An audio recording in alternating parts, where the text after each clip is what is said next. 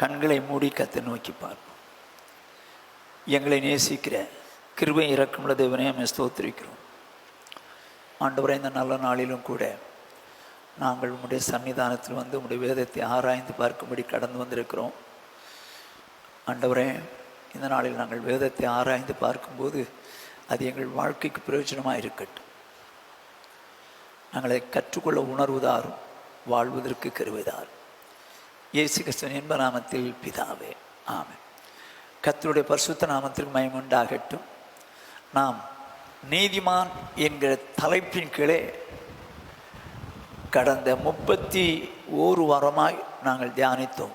இன்றைக்கு 32வது வாரமாக நாம் தியானிக்க போகிறோம். இந்த உலகத்தில் நீதிமான்கிறது ஒருத்தருமே இல்லை. ரோமர்கள் நிருபம் 3வது அதிகாரம் 10வது வசனம். அந்தபடியே நீதிமான் ஒருவனாகிலும் இல்லை. வேதம் சொல்லுகிறது, நீதிமான் ஒருவனாகிலும் இந்த உலகத்தில் இல்லை. ஏன்னா எல்லாரும் பாவம் செஞ்சிட்டாங்க, ஏகமாக கெட்டு போயிட்டாங்க. நன்மை செய்கிறவன் இல்லை, நீதிமான் ஒருவனாகிலும் இல்லை. ஆனால் இந்த சூழ்நிலையில் தான் பிதாவாகிய தேவன் தம்முடைய குமாரனை இந்த உலகத்திற்கு அனுப்பி பாவிகளை ரட்சிப்பதற்காக அவர் அனுப்பினார். அப்படி அனுப்பப்பட்ட போது இயேசு கிறிஸ்து அடிக்கப்பட்டார், இரத்தந்தினார், மரித்தார், 3ஆம் நாள் உயிரோடு எழும்பினார். அப்படி எழும்பினதை யாராவது விசுவாசித்து, வேதம் என்ன சொல்லுகிறது? ரோமர்கள் நிருபம் 5வது அதிகாரம் 9வது வசனம். இப்படி நாம் அவருடைய இரத்தத்தினாலே நீதிமான்கள் ஆக்கப்பட்டிருக்க போதும். இப்போ இயேசு கிறிஸ்து நமக்கு ரத்தம் சிந்தி மரித்து உயிரோடு எழுப்பினார். இப்போ வேதம் சொல்லுது, அவருடைய இரத்தத்தினாலே நாம் நீதிமான்கள் ஆக்கப்பட்டிருக்க. நீதிமான்கள் ஒருத்தருமே கிடையாது இந்த உலகத்தில். அப்படி இருக்க இயேசு கிறிஸ்துவின் ரத்தம் ஒரு மனிதனை நீதிமானாக்குகிறது. ஒரு மனிதனை நீதிமானாக்குகிறது. எப்படி? இயேசு கிறிஸ்துவின் ரத்தம் சகல பாவங்களை நீக்கி நம்மை சுத்திகரிக்கிறது என்று இருக்கிறபடி, யார் ஒருவர் மனம் திரும்பி இயேசு என் பாவங்களிலிருந்து என்னை விடுதலையாக்க வந்தார் என்று சொல்லி விசுவாசித்து ஆண்டவரிடத்தில் அந்த பாவங்களெல்லாம் அறிக்கையிட்டு மன்னிப்பு கேட்டு, இயேசுவே நான் ஒரு பாவி தான், என் பாவங்களை மன்னிங்கன்னு சொல்லி மன்னிப்பு கேட்டு இயேசு ஏற்றுக்கொள்கிறாங்களோ, அப்பொழுது இயேசு கிறிஸ்துவின் ரத்தம் சகல பாவங்களை நீக்கி சுத்திகரிக்கிறது. அப்படி சுத்திகரிக்கப்பட்டவளை நீதிமான்கள் என்று வேதம் சொல்லுகிறது. அப்படி இருந்த போதிலும் வேதம் என்ன சொல்லுகிறது?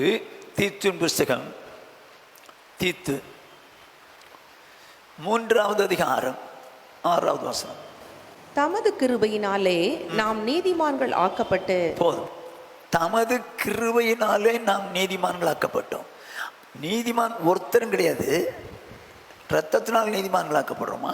ஆனால் வேதம் என்ன சொல்லுது? தமது கிருபையினால் நீதிமான்களாக்கப்பட்டோம். நம்முடைய நல்ல கிரியைகளை பார்த்தோ ஆண்டவருக்காக எதையோ செய்து விட்டோம் என்பதற்காக அல்ல, தம்முடைய கிருபையினாலே நம்மை நீதிமான்களாக்கினார். எப்படின்னு பார்ப்போம். 5வது வசனம். நாம் செய்த நீதியின் கிரிகளின் நிமித்தம் அவர் நம்மை ரட்சியாமல் தமது இரக்கத்தின்படியே மறுஜென்ம முழுக்கினாலும் பரிசுத்த ஆவியினுடைய புதிதாக்குதலினாலும் நம்மை ரட்சித்தார். அவருடைய கிருபையினாலே நாம் நீதிமான்களாக்கப்பட்டோம். அடுத்த வசனம். இப்ப வேதம் என்ன சொல்ல பாருங்க, நாம் செய்த நீதியின் கிரியைகளின் நிமித்தம் அவர் நம்மை ரட்சிக்கவில்லை. எப்படி ரட்சித்தார்? தமது கிருபையினாலே நம்ம நீதிமான்களாக்கினார். அப்போ கிரியையினால ரட்சிக்கப்படலை. நம்ம நல்ல கிரியை செஞ்சிட்டோம், அதனால்தான் நம்மளை ரட்சித்தாரு, அதனால்தான் நம்ம நீதிமான்களாகணும். இல்லவே இல்லை, இல்லை, இல்லை. எந்த மனிதனுடைய கிரியையினாலும் அவன் நீதிமான் ஆக்கப்பட முடியாது. இயேசு நம்முடைய பாவங்களுக்கு அடிக்கப்பட்ட ரத்தத்தினால் மரித்தார் என்று சொல்லி விசுவாசித்து ஆண்டவர்கிட்ட மன்னிப்பு கேட்குறான் பார்த்தீங்களா? அப்பொழுது இயேசுவின் ரத்தத்தினாலே அவர் கழுவுகிறார். கழுவப்பட்ட போது நீதிமான்கள் ஆக்கப்படுகிறான் என்று எழுதியிருந்த போதிலும் என்ன சொல்லுது? அப்புறம் தமது இரக்கத்தின்படியே மறு ஜென்மம் முழுக்கினார். தேவன் பாவங்களிலிருந்து நம்மை விடுதலையாக்குறது உண்மைதான், ரத்தத்தினால. அவருடைய இரக்கத்தினால மறு ஜென்மம் முழுக்கினாலும் பரிசுத்தம் புதிதாக்கினாலும் ரட்சித்தார். அப்போ அவர் நம்ம மேலே இரக்கம் வச்சதுனால மறு ஜென்மம் முழுக்கு அப்படின்னா ஞான ஸ்நானம் பெறும்படி வைத்தார். அதே நேரத்தில் பரிசுத்தாவையும் பெற்றுக்கொள்ள வைத்தார். இது நிமித்தமாக நாம் என்ன ஆயிட்டோமா? நீதிமான்கள் ஆக்கப்பட்டோம். நம்மை ரட்சித்தார், கிருபையினால் நாம் நீதிமான்களாக்கப்பட்டோம். அருமையானே, அப்போ ஒரு மனுஷன் பாவத்திலிருந்து விடுதலாகும்படி இரத்தத்தினால் கழுவப்பட்டு பாவ மன்னிப்புக்கென்று ஞானஸ்நானம் பெற்று பரிசுத்தாய் பெறானோ அவன் என்ன ஆகிறானோ நீதிமான் ஆக்கப்படுகிறான். ஓகே, இந்த காரியங்களை குறித்து தான் நாம் தியானித்து வருகிறோம். ஆனால் வேதம் என்ன சொல்றது? எபிரேயர்கள் நிருபம், எபிரேயர் 12வது அதிகாரம் 21ஆம் வசனம் முதல் 24ஆம் வசனம் முடிய வாசிப்போம். மோசேயோ நான் மிகவும் பயந்து நடுங்குகிறேன் என்று சொல்லத்தக்கதாக அந்த காட்சி அவ்வளவு பயங்கரமாய் இருந்தது. இப்ப சீனாய் மலையிலே நடந்த அந்த காரியத்தை குறித்து இங்க எபிரோன் ஆக்கியவன் எழுதுகிறான். மோசே கூட நான் மிகவும் பயந்து நடுங்குகிறேன் அப்படின்னு சொல்றான். அந்த அளவுக்கு ஒரு சூழ்நிலை சீனாய் மலையிலே அப்படி பயங்கரமா இருந்ததான். ஆனால் என்ன சொல்றாரு? நீங்களோ சீயோன் மலையினிடத்திற்கும். அவங்க சீனாய் மலையை பார்க்கறதுக்கே பயப்பட்டாங்க. மோசே சொல்றான், ஐயோ அந்த காட்சி அவ்வளவு பயங்கரமா இருந்ததுன்னு மோசே சொல்றான். ஆனா நம்ம இப்ப எங்க வந்துட்டோமா? சீயோன் மலை இடத்திற்கு. சீயோன் மலை எங்க இருக்குது?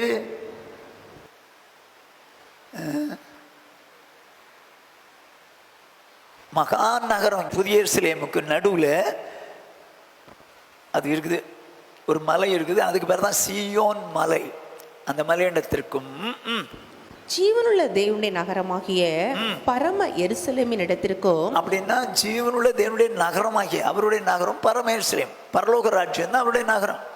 அந்த நகரத்திற்கும், அதாவது 2400 கிலோமீட்டர் நீளம், அகலம், உயரம், அந்த அளவுக்கு உள்ளே ஒரு நகரம் தான் யாரு?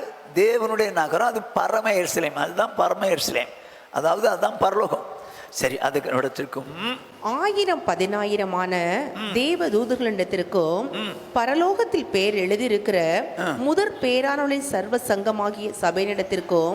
இங்க பரலோகத்தில் பேர் எழுதியிருக்கிறதான முதற் பேரானவளின் சர்வ சங்கமாகிய சபை. அப்ப சபையில் உள்ளவங்க பேர் எங்க எழுதியிருக்குது? பரலோகத்திலே. இந்த பரலோகத்திலே எழுதப்பட்ட முதற் பேரானவளின் சங்கமாகிய சபை இடத்துல வந்துட்டோம். சபைக்கும் வந்துட்டோம்.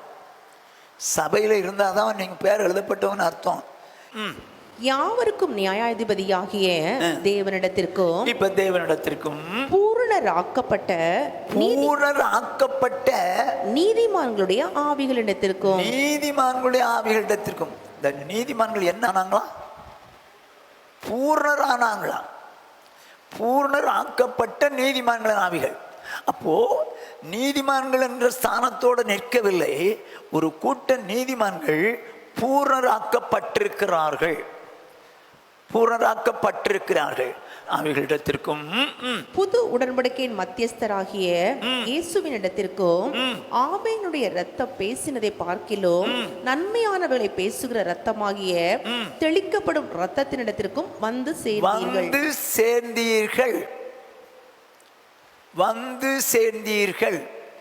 பூர்ணராக்கப்பட்ட நீதிமன்றத்திற்கும் வந்து சேர்ந்தீர்கள். பூர்ணராக்கப்பட்டு விட்டோமா? அவர்கள் பூர்ணராக்கப்பட்ட நீதிமான்கள், நாம் அவர்களோடு கூட சேர்ந்திருக்கிறோம். நாமும் பூர்ணராக்கப்படணும். நீதிமான்களாகிய நாமும் பூர்ணராக்கப்படும்படிக்கு பூர்ணராக்கப்பட்ட நீதிமான்களோடு கூட நாம் சேர்க்கப்பட்டிருக்கிறோம்.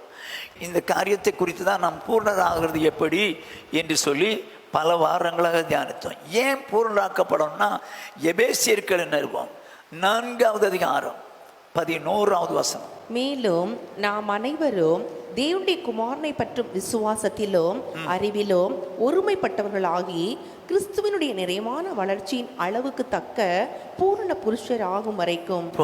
வேதம் சொல்கிறது, நாம் அனைவரும் தேவனுடைய குமாரனை பற்றும் விசுவாசத்தில் அருமையிலும் ஒருமைப்பட்டவர்கள், கிறிஸ்துவனுடைய நிறைவான வளர்ச்சியின் அளவுக்கு தக்க பூர்ணம். அப்போ இந்த பூர்ண புருஷங்கிறது யாரு? எப்படிப்பட்டவங்களா இருக்கணும்? இயேசு கிறிஸ்துவை போல நிறைவான வளர்ச்சிக்கு வரணும். அந்த வளர்ச்சிக்கு வந்தவங்க தான் பூர்ணத்துவத்தை அடைஞ்சவங்கன்னு அர்த்தம். அப்படி பூர்ணராக்கப்பட்ட நீதிமான்கள் இருக்கிறாங்களா? இருக்கிறாங்க. அதுக்கு மத்தியில் நம்மளையும் கொண்டு போய் சேர்த்து வச்சிருக்காரு. நானும் நீங்களும் பூர்ணராக்கப்படணும். நம்ம தான் பூர்ணராக்கப்பட்டோம்ல, அதனால தான் சேர்த்துட்டோம்ல.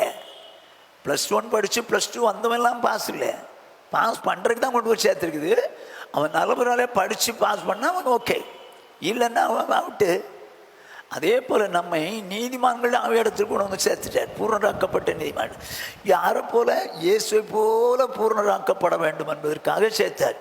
கடந்த முறை என்ன தியானித்தோம்? யாக்கோபுல நிறுவம் 2வது அதிகாரம் 22 விசுவாசம் அவனுடைய கிரியைகளோட கூட முயற்சி செய்து கிரியைகளினாலே விசுவாசம் பூரணப்பட்டதென்று காண்கிறாயே. இப்போ நீதிமான்கள் பூரணப்படணும், இயேசுவை போல பூரணப்படணும். வேதம் எப்படி சொல்லுது? விசுவாசம் என்கிற காரியம் அவனுடைய கிரியைகளோடு கூட முயற்சி செய்து கிரியையினால் விசுவாசம் பூரணப்பட்டது. அப்படியானால் எந்த மனுஷன் விசுவாசின்னு சொல்கிறானோ அவனுடைய விசுவாசம் பூர்ணப்படணும்னா கிரியை செய்யணும். கிரியை இல்லாத விசுவாசம் செத்தது. நான் சொல்கிறான், நான் என் கிரியை காமிக்கிறேன்ப்பா, நீ உன் விசுவாசத்தை எனக்கு காமி பார்ப்போம் அப்படின்றான். இப்போ நீங்கள் சும்மா உதாரணமாக சொல்கிறேன், வேதம் சொல்லுது, நீங்கள் ஒருவர் குற்றங்களை ஒருவர் மன்னித்து இப்படியே கிறிஸ்துவின் பிரமாணத்தை நிறைவேற்றுங்கள். ஒரு வசனம் இருக்கா? இதை விசுவாசிக்கிறோம் தானே, இதை கிரியையில் காமிக்கலைன்னா அந்த விசுவாசம் வேஸ்ட் வேஸ்ட்.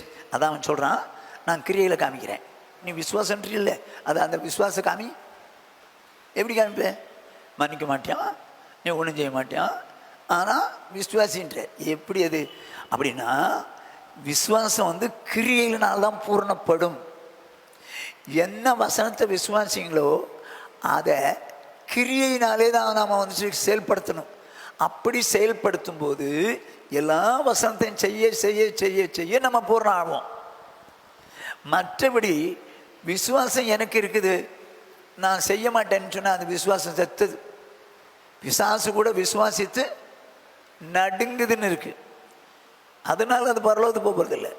பிசாசு கூட விசுவாசிக்குது, இயேசு தேவகுமாரன் விசுவாசிக்குது.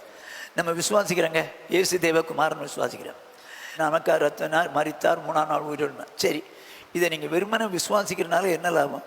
அதை கிரியையில் காமிச்சிங்கன்னா தான் லாபம். எனக்காக மரித்தார் ரத்தினார் 3ஆம் நாள். அப்போ நான் எனக்காக மரித்தார், நான் என் பாவத்தில் அறிக்கை விட்டேன், அதனால் எனக்கு விசுவாசம் கிரியையில் வந்துருச்சுன்னு அர்த்தம், கிரியையில் வந்துருச்சுன்னு அர்த்தம். ஆனால் இன்றைக்கு நிறைய பேர் ஆவிக்குரிய உலகத்தில் வசனம் நிறையா தெரியுது, வசனம் நிறையா தெரியுது, ஆனால் கிரியை இல்லை, கிரியைகளை பார்க்க முடியல. ஏனோக்க குறித்து வேதம் அழகா சொல்லும், அவன் எடுத்துக்கொள்ளப்படுவதற்கு முன்பு தேவனுக்கு பிரியமானவன்கிற சாட்சி பெற்றான். எப்படி? விசுவாசத்தினால. அப்போ விசுவாசத்தினால கிரியை செஞ்சிருக்கிறான். அந்த கிரியை தேவனுக்கு பிரியமானவன் என்று சொல்லுகிற அளவுக்கு கிரியை செஞ்சிட்டான், அதனால தான் அவனை தூக்கிட்டு போயிட்டார். அதே போல் நோவா விசுவாசித்த ஆண்டவர் என்ன சொன்னாரோ அப்படியே செய்தான். தேவன் தனக்கு கட்டளையிட்டபடி எல்லாம் செய்து முடித்தான். ஆண்டவரே, நீங்கள் சொன்ன வசனம்லாம் எனக்கு தெரியும் ஆண்டவரே, நீங்கள் என்னென்னு சொன்னீங்கன்னு எனக்கு தெரியும் ஆண்டவரே அப்படின்னு சொல்கிறதுனால அவன் கிரியை செய்தவன் அல்ல, அதை விசுவாசித்தவன் அல்ல.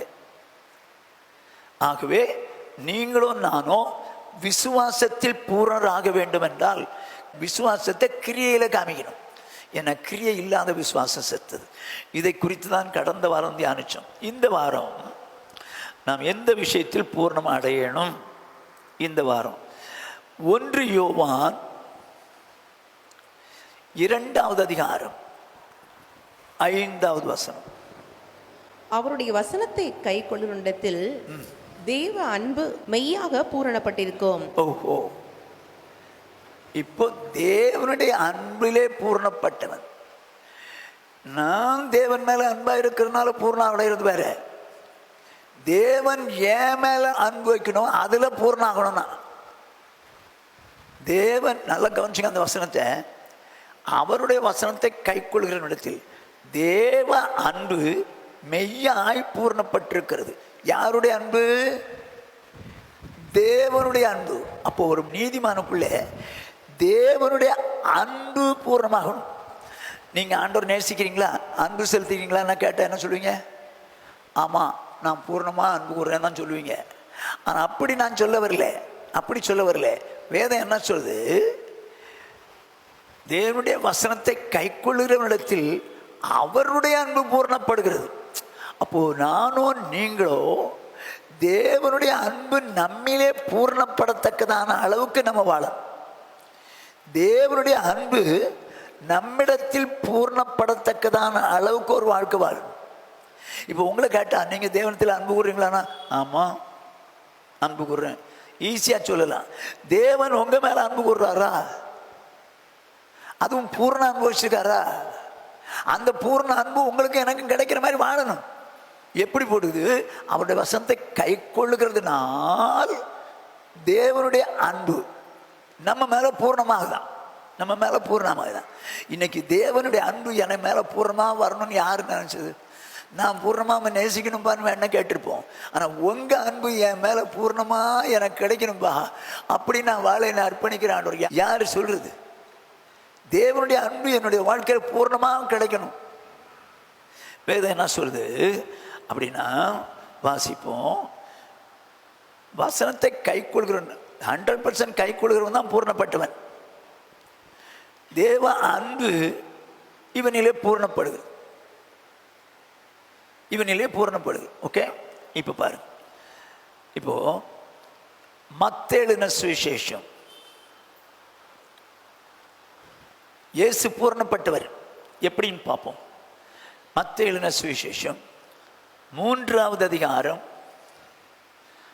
17வது வசனம். அன்றியும் வானத்திலிருந்து ஒரு சத்தம் உண்டாகி, இவர் என்னுடைய நேசகுமாரன், இவரில் பிரியமாயிருக்கிறேன் என்று உரைத்தது. இப்ப கவனிங்க. இப்ப இயேசு கிறிஸ்துவ மேல ஆவியான பிராம போல இறங்குறாரு. வானத்திலிருந்து ஒரு சத்தம் உண்டாகி, இவர் என்னுடைய நேசகுமார், இவரில் பிரியமாயிருக்கிறேன், அன்பாயிருக்கிறேன் என்று சொல்லுகிறார்.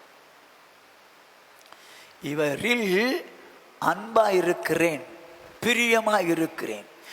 எப்படி இந்த சூழ்நிலையில் பிதாவாகிய தேவன் இயேசுவை பார்த்து சொல்றாரு இவரில் அன்பாயிருக்கிறேன்னு சொல்லி?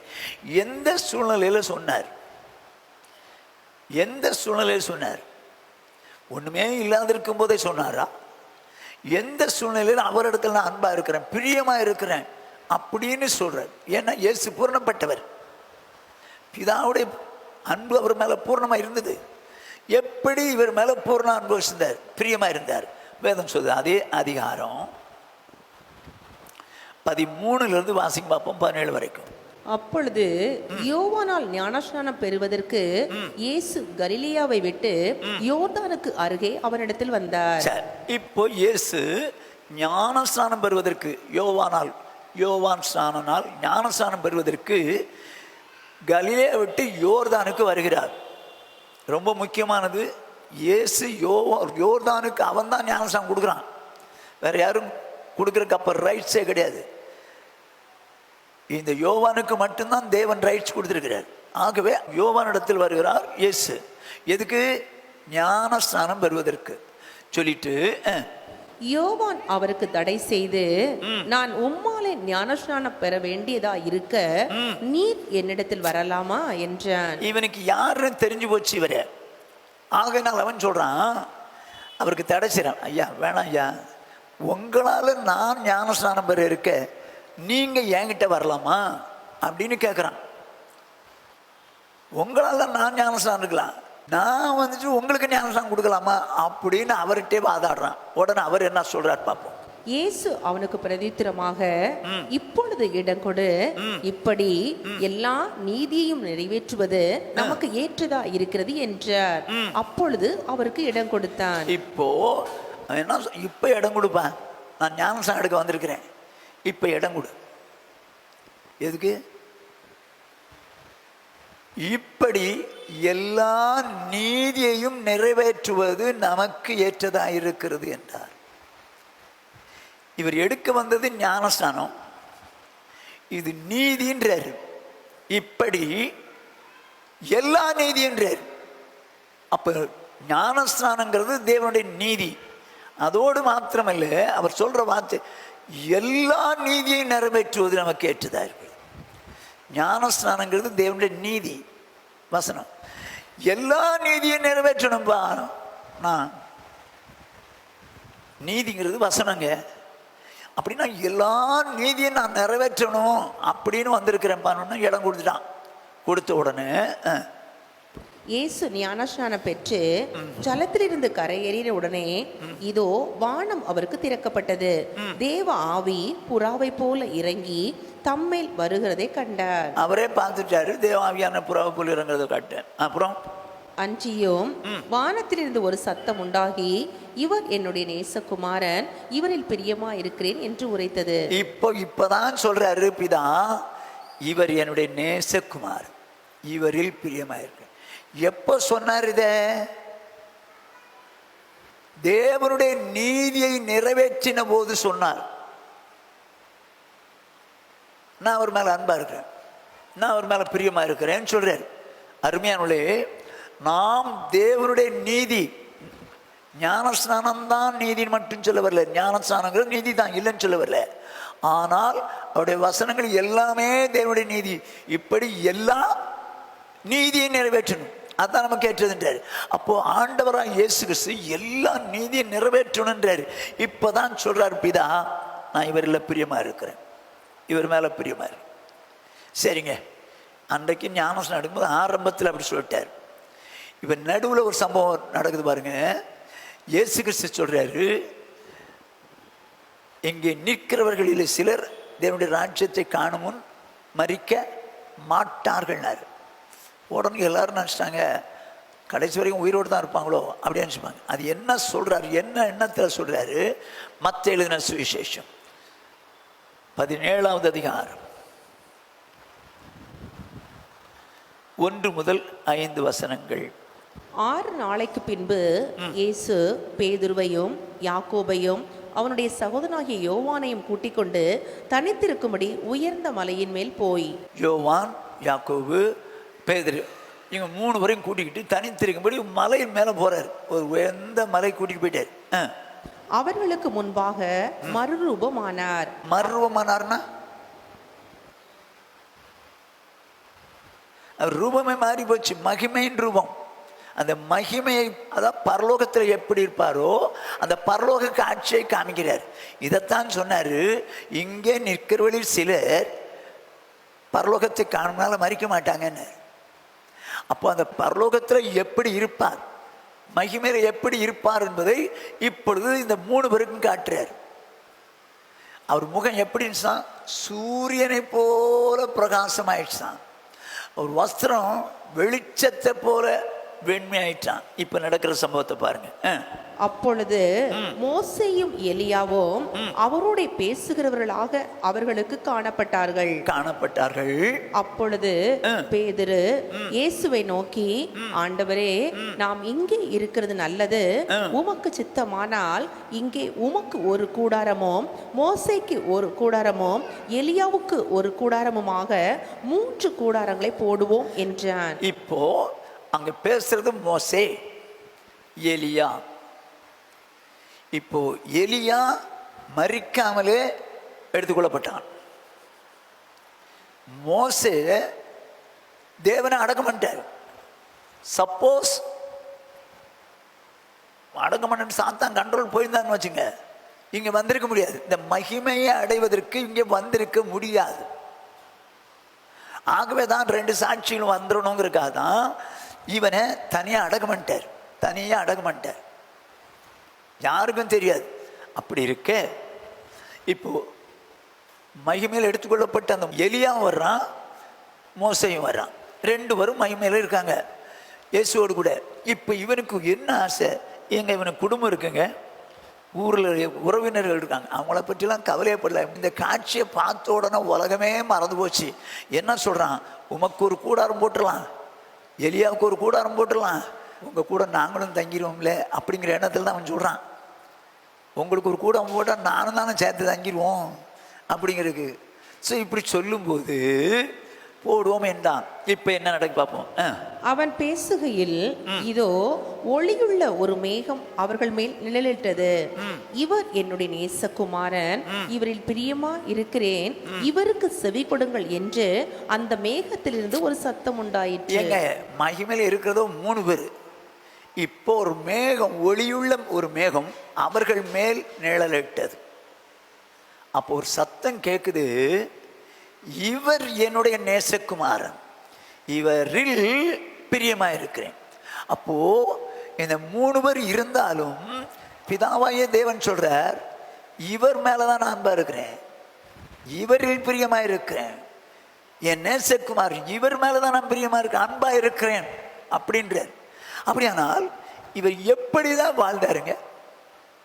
ஏன்னா முதல்ல வாசித்தோம், வசனத்தின்படி செய்யும் போது தேவன் அவர்களே பிரியமா இருக்கிறான், அன்பா இருக்கிறான்னு வாசிச்சோம்.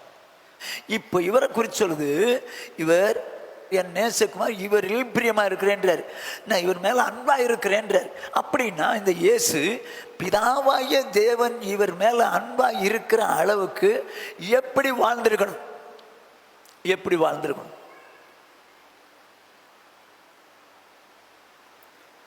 பிதாவினுடைய அன்பு இயேசு கிறிஸ்து மேல புறம்பாக்கப்படத்தக்கதான அளவுக்கு பிரியமா இருக்கிறேன்னு சொல்றாரு.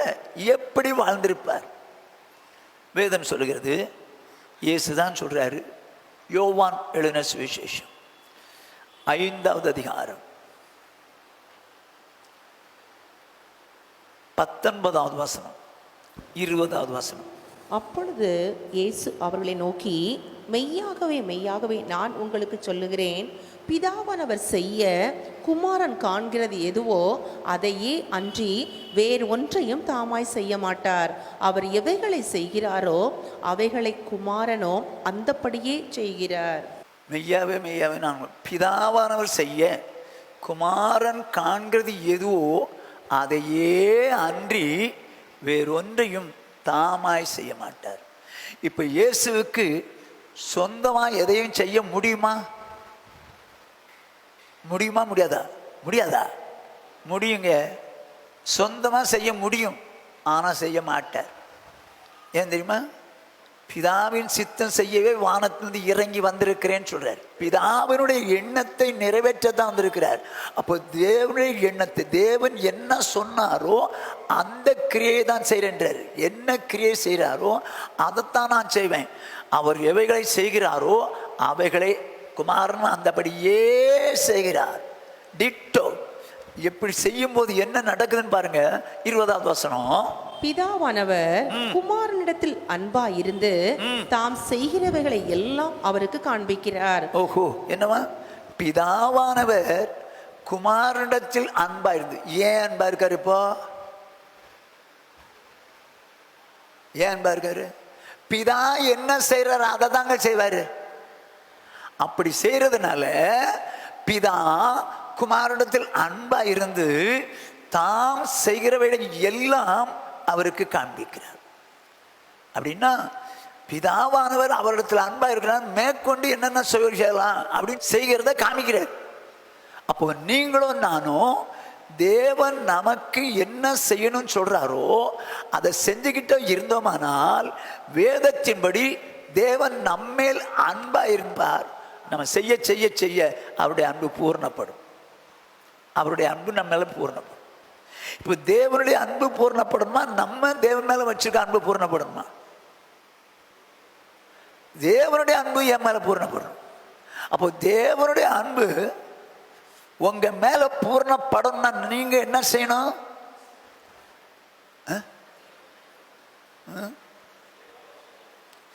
வசனத்தின்படியே வாழணுங்க. என்ன சொல்லுத வசனம், என்ன சொல்லுதோ அப்படியே வாழணும்.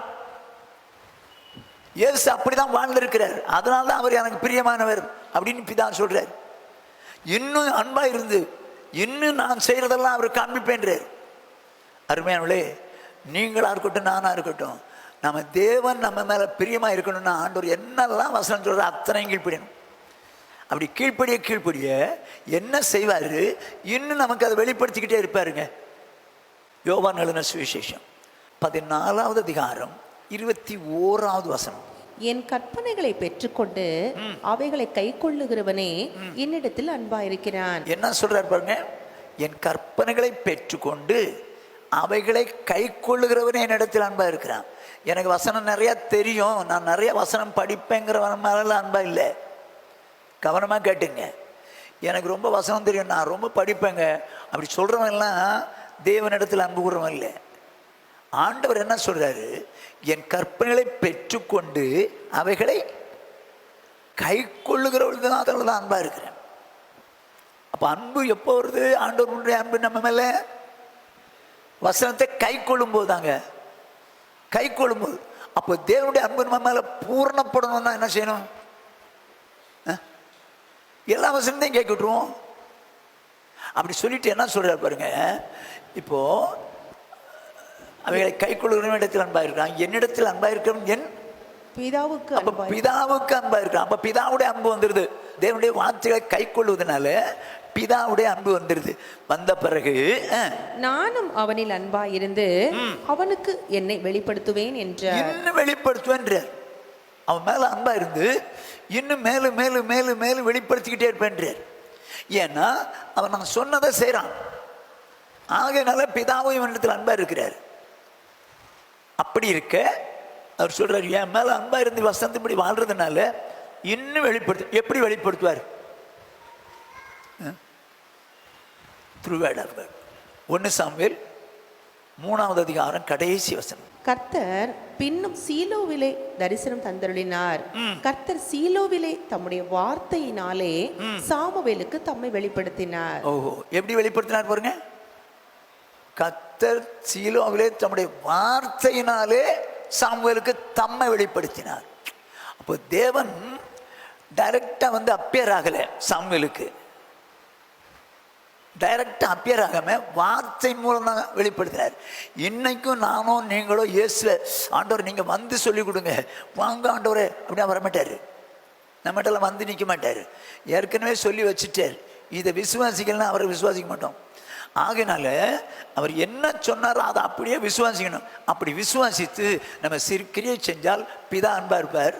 இயேசு கிறிஸ்து என்ன செய்வாராம்? இன்னும் வெளிப்படுத்திக்கிட்டே இருப்பாருங்க. ஏன்னா இவங்க தான் உண்மையாக கீழ்ப்படுறாங்க, அன்பா இருந்து கீழ்ப்படுறாங்கன்னு சொல்லி இன்னும் வெளிப்படுத்திக்கிட்டே இருப்பார். நம்ம எப்படி வாழ்றோம்? ஒரு வசனம் சொன்னா நம்ம உடனே கீழ்ப்படுகிறோமா? நிறைய வசனம் நமக்கு வெளிப்பட மாட்டேங்குதே. ஏன்? ஒன்று கீழ்ப்படிஞ்சாலும் அடுத்தது வெளிப்படுத்துவாரு. நம்ம தான் கீழ்ப்படுறது இல்லையே, தெரிஞ்சாலும் கீழ்ப்படுறது இல்லையே. இதில் வேற நிறைய பேர் எனக்கு கர்த்தர் சொல்லட்டும் அப்போ கீழ்ப்படிவாங்க. ஏங்க இதெல்லாம் எழுதி வச்ச ஒரு கர்த்தர் தானே. இன்னொரு தடவை வந்து உங்கள்கிட்ட வந்து குதிச்சு வந்து மகளே மகனே இதை செய் நான் சொல்லுவார். மனுஷனுக்கு தேவன் மேலே விருப்பம் இருந்தா பிரியம் இருந்தால் கட்டாயம் செய்வாங்க. கர்த்தர் மேலே விருப்பம் இல்லாதனால ஆண்டவரே என்னோடு கூட பேசுங்க ஆண்டவரே, என்கிட்ட மறுபடியும் வந்து சொல்லுங்க ஆண்டவரே, எப்படி சொல்லி தருவார்? அதான் எழுதி வச்சிட்டார். இல்லை எழுதி வச்சது திரும்ப ஒரு தடவை வந்து சொல்லி தருவாராக்கும். எப்போ சொல்லி தருவார் தெரியுமா? நீங்களும் நானும் வேதம் சொன்னபடி வாழும்போது அப்போ திரும்ப திரும்ப மற்ற காரியங்களை சொல்லி தருவார். மற்ற காரியங்களை உங்களுக்கு எனக்கும் சொல்லி கொடுத்துக்கிட்டே இருப்பார். ஆகையினால இப்போ தேவன் யார் மேல அன்பா இருப்பாராம்? யார் தேவனுடைய வார்த்தைகளை கை கொள்கிறார்களோ அவங்க மேல அன்பார். அவருடைய அன்பு பூர்ணப்படணுமா? நம்ம மேல பூர்ணப்படணும். ஆண்டவர் என்ன சொன்னாலும் கீழ்ப்படியணும், என்ன சொன்னாலும் கீழ்ப்படியணும். இங்க வேதம் என்ன சொல்லுது? இப்போ யோவான் எழுதின சுவிசேஷம் 8ஆவது அதிகாரம் 29ஆவது வசனம். என்னை அனுப்பினவர் என்னுடனே கூட இருக்கிறார். பிதாவுக்கு பிரியமானவைகளை நான் எப்பொழுதும் செய்கிறபடியால் அவர் என்னை தனியே இருக்க விடவில்லை. என்ன சொல்றாரு? என்னை அனுப்பினவர் என்னுடனே கூட இருக்கிறார். என் கூட இருக்கிறார். ஏன் இருக்கிறாரு? பிதாவுக்கு பிரியமானவளை செய்கிறபடினால் அவர் என்னை தனியே இருக்க விடவில்லை. அப்படின்னா தேவன் அவர் மேல அன்பா இருந்து என்ன பண்றார்? பிதாவுக்கு பிரியமானவளை செய்கிறபடினாலே தனியே இருக்க விட மாட்டேங்கிறார், கூடவே இருக்கிறார். அந்த அளவுக்கு பிதாவுக்கு இயேசு மேல அன்பு அன்பு. அப்போ நீங்களும் நானும் ஆண்டவர் என்ன சொன்னாலும் கீழ்ப்படிந்தா அந்த தேவனுக்கு நம்ம மேல அன்பு வந்து நம்மளை தனியாக இருக்க விட மாட்டார். பிதாவுக்கு பிரியமானவளை எப்பொழுதும் செய்கிறபடினால், அதான் வசனம் சொல்லுது. இயேசு அப்படிதான் சொல்றார். பிதாவுக்கு பிரியமானவளை எப்பொழுதும் நான் செய்கிறபடினால் அவர் என்னை தனியாக இருக்க விடவில்லை. அப்போ சொந்தமா ஒரு காரியத்தை அவர் செய்யறதில்லை. பிதாவுக்கு பிரியமா செய்கிறபடினாலே பிதாவானவர் அவரை என்ன சொல்றாரு? எனக்கு பிரியமானவர் அப்படின்றார். இவர் நேசகுமார் பிரியமா இருக்கு, அன்பா இருக்கிறேன்றார். அப்ப தேவனுடைய அன்பு எப்போ வந்தது இயேசு மேல? அவருக்கு பிரியமானது எப்பவும் செய்யறாருங்க, எப்பவும் செய்யறாரு. எந்த சிச்சுவேஷனா இருந்தாலும் சரி அவர் விரும்புறதான் செய்வார். நான் சில உதாரணங்கள் உங்களுக்கு தெரியும் ஏற்கனவே, ஆகிலும் சொல்றேன் பாருங்க. எந்தெந்த சிச்சுவேஷன்ல இயேசு பிதாவுக்கு பிரியமானது செய்கிறார் அப்படிங்கிறத அந்த சிச்சுவேஷனை காமிச்சு அது எப்படி செய்யறாருன்னு பார்ப்போம். எல்லாம் தெரிஞ்ச சம்பவங்கள் தான். வாசிங்க, யோவான் எழுதின சுவிசேஷம் 2வது அதிகாரம் 1-4. 3ஆம் நாளிலே கலிலேயாவில் உள்ள கானா ஊரிலே ஒரு கல்யாணம் நடந்தது. சரி. இயேசுவின் தாயும் அங்கே இருந்தாள். இயேசுவின் தாயும் அங்கே இருந்தாள். இப்போ கல்யாண வீடு கானா ஊர்ல, அந்த ஊர்ல அந்த அம்மா இயேசுவின் தாய் அந்த கல்யாண வீட்டில் இருக்கிறார்கள். இயேசுவும் அவருடைய சீஷரும் அந்த கல்யாணத்துக்கு அழைக்கப்பட்டிருந்தார்கள். எனக்கு கொஞ்சம் ஆச்சரியமா இருந்துச்சு. இயேசுனுடைய தாய் மரியாள் இருக்கிறாங்கன்னா அவங்க வீட்டுக்கு ஒரு இன்விடேஷன் போயிருக்கணும். இன்விடேஷன் அந்த அம்மாவுக்கு மட்டும் கொடுத்துருப்பாங்களா, குடும்பத்துக்கு கொடுத்துருப்பாங்களா? உங்களை போய் கேட்டோம், குடும்பத்துக்கு தான் கொடுத்துருப்பாங்க. அதில் இன்க்ளூடட் ஜீசஸ் கிரைஸ்ட், அப்படி தானே? இப்போ அந்த அம்மா தனியாக வந்துட்டாங்க. ஆனால் வேதம் சொல்லுது இயேசுவும் அவருடைய சீஷரும் அந்த கல்யாணத்துக்கு அழைக்கப்பட்டிருந்தார். அப்போ இது தனி இன்விடேஷன், தனி இன்விடேஷன் அப்படின்னா அப்போவே விஐபியாக இருந்திருக்கிறார். சரி, அழைக்கப்பட்டிருந்தார்கள். ஓகே. திராட்சரசம் குறைவுபட்ட போது இயேசுவின் தாய் அவரை நோக்கி அவர்களுக்கு திராட்சரசம் இல்லை என்றாள். அவ்வளவுதான். என்னங்க, திராட்சரசம் குறைவுபட்டது யாருக்கு தெரிஞ்சது? மரியாளுக்கு தெரிஞ்சது. உடனே அவர்கிட்ட போய் எப்பா அவங்களுக்கு திராட்சரசம் இல்லை என்கிறாள். எப்படிங்க இவருக்கு போய் சொல்லிப்ப? சரி, திராட்சரசம் இல்லை, ஏன் அவர்கிட்ட போய் சொல்லணும்? ஸோ ஏற்கனவே இந்த அம்மாவுக்கு தெரியுது இவர் இப்படிப்பட்ட அற்புதங்களை செய்கிறவர்னு. சரித்திரத்தை நீங்கள் பார்த்தீங்கன்னா சின்ன பிள்ளைகளாக இருக்கும்போதே பறவை செஞ்சு மண்ணில் பறவை செஞ்சு பறக்க விட்டுருவாரோம். இப்படியெல்லாம் சரித்திரம் இருக்குது. ஆனால் அந்த சரித்திரத்தை நான் நம்மள வேதத்தில் உள்ளது மட்டும் நம்ம இப்போ இதெல்லாம் உள்ள பார்த்துருக்கலாம். அந்த அம்மா பார்த்ததுனால, மகனே திராட்சரசம் இல்லை, கவனமாக கேட்டுங்க, திராட்சரசம் இல்லை, அவ்வளோதான் சொல்கிறாங்க. உடனே அந்த அவர் என்ன சொல்றார் பாருங்க. அதற்கு இயேசு, ஸ்திரீயே, எனக்கும் உனக்கும் என்ன, என் வேலை இன்னும் வரவில்லை என்றார். எங்க சொன்னது அம்மா என்ன சொல்லிருக்கணும்? சரிம்மா, நான் அந்த குறைவை தீர்த்துருவேன் அப்படின்னு சொல்லியிருக்கலாம். ஆனால் சிச்சுவேஷன் அந்த அம்மா சொல்லும்போது சொல்றாரு, ஸ்திரீயே உனக்கு எனக்கு என்ன, ஏன் வேலை வரல? அவர் எந்த வேலையை எதிர்பார்க்கிறாரு? பிதாவருடைய வேலை. அவர் எப்போ சொல்லுவாரோ அப்போதான் நான் செய்வேன். நீங்க சொன்னதுனால நான் செஞ்சிடணுங்கிற அவசியம் இல்லை. அம்மா தாங்க. எனக்கு அம்மா முக்கியமா, தேவன் முக்கியமா? அம்மா இல்லை, அம்மா இல்லை, எனக்கு தேவன் தான் முக்கியம். எந்த சிச்சுவேஷன்ல பிதாவை பிரியப்படுத்துறாரு பாருங்க. ஒரு தாய் ஒரு ரிக்வெஸ்ட் வைக்கிறாங்க, ஒரு தாய், சொந்த தாய் ஒரு ரிக்வெஸ்ட் வைக்கிறாங்க. அந்த ரிக்வெஸ்ட் அவர் நெக்லெக்ட் பண்றாரு, முடியாது. பிதா என்ன சொல்றாரு அப்பதான் செய்வேன். செஞ்சாரா? செஞ்சார். ஆனா பிதா எப்போ சொன்னார் அப்போதான்.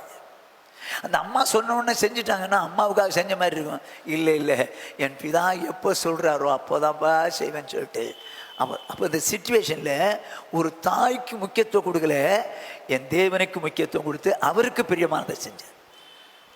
அம்மா சொன்னோன்னு செஞ்சிருந்தா அம்மாவுக்கு பிரியமானதை செஞ்சிருப்பாருன்னு அர்த்தம். இல்லை, அம்மாவுக்கு பிரியமா செய்யல, தேவனுக்கு பிரியமான செய்தார். சிச்சுவேஷனை பார்த்துங்க. ரெண்டாவது, எந்த சிச்சுவேஷன்ல பிதாவுக்கு பிரியமான செய்கிறார்? வாசிங்க, யோவான் எழுதின சுவிசேஷம் 11வது அதிகாரம் 1-6. மரியாளும் அவள் சகோதரியாகிய மார்த்தாளும் இருந்த பெத்தானியா கிராமத்தில் உள்ளவனாகிய லாசரு என்னும் ஒருவன் வியாதிப்பட்டிருந்தான். ஏங்க, இந்த வசனத்தை படிக்கும்போது எனக்கு ஒரு கொஸ்டின். மரியாளும் அவள் சகோதரியாகிய மார்த்தாளும் இருந்த பெத்தானியாவில் உள்ள லாசரு என்னும் ஒருவன் வியாதிப்படும். இது என்ன கதை?